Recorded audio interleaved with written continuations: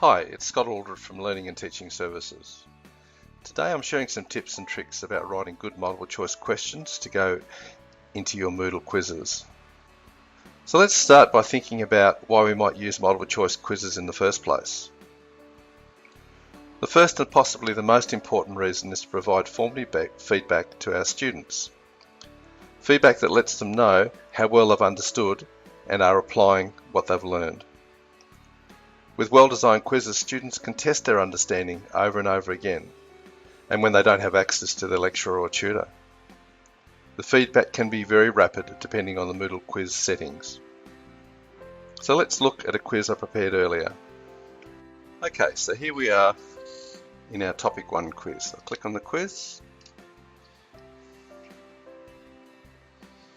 Okay. Okay, now we're into the quiz. So the first time I'm going to go through, I'm just going to click any of the responses and we'll see what happens.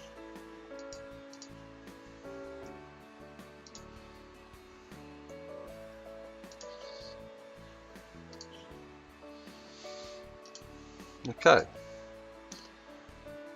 All right, yes, we're happy to submit that. Yep.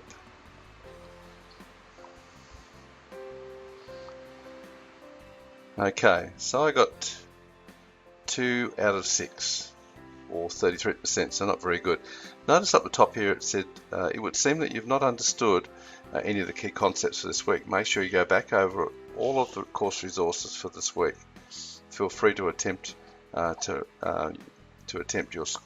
better your score. All right, so let's do that. Okay, finish the review. Okay, so let's have another go. We'll read them this time and see how we can go. Most effective way, multiple choice questions is, allow students to test their own understanding.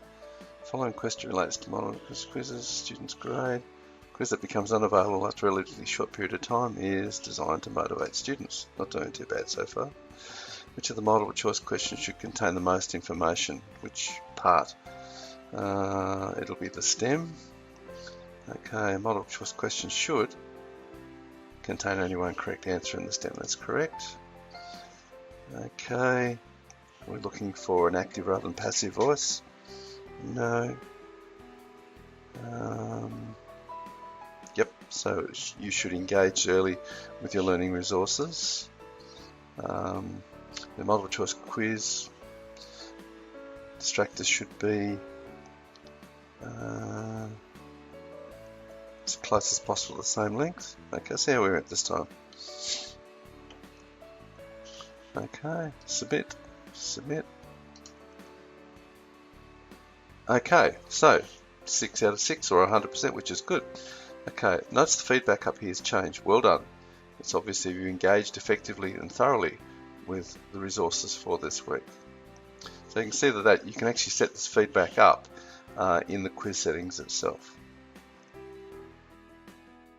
Okay, so Sadler asserts that we should spend much more time providing formative feedback to our students and perhaps a little bit less time on the feedback we provide on their summative assessment.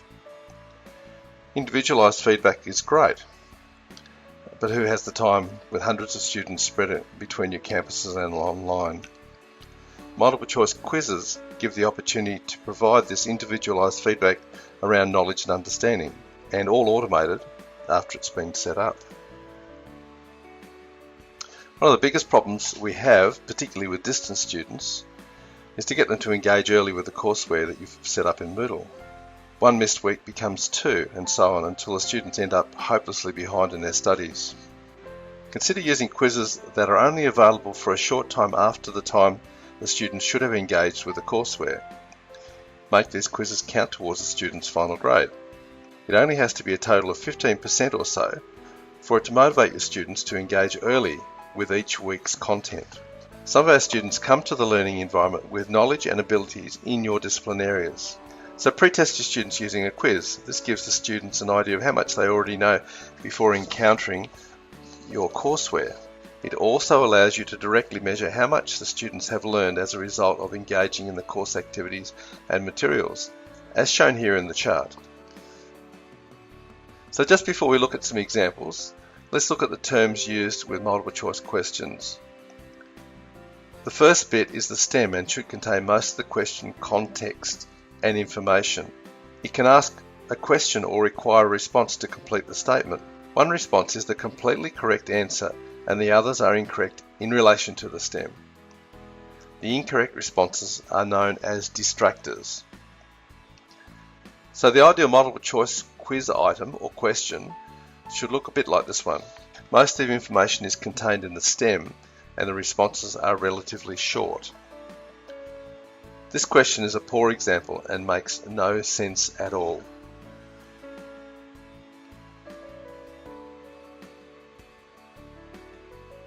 The rules or guidelines for writing valid and reliable multiple choice quiz questions are considerable and too much for us to go into in 5 minutes.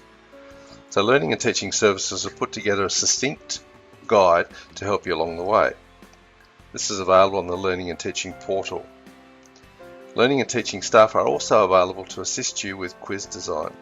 Students are very often resourceful and develop good strategies to pass assessment without properly engaging with the resources and learning activities you prepared for them. I've personally seen groups of students collaborating to answer quizzes by sharing their collective knowledge while simultaneously undertaking quizzes online. You can make it more difficult for them by shuffling the questions and responses as well as using random questions drawn from question banks. In Moodle you can establish categories and populate these categories with many more questions than would be presented in a single test. Normally you would allocate a category to a particular learning outcome and populate the category with those questions. You then tell the quiz how many random questions you'd like it to include from the required categories. Quiz pulls these questions on the fly each time a student attempts a quiz. Because they are random, the chances of two students getting the same quiz questions in the same order are virtually non-existent. And this puts a serious dent in the students' collaboration efforts.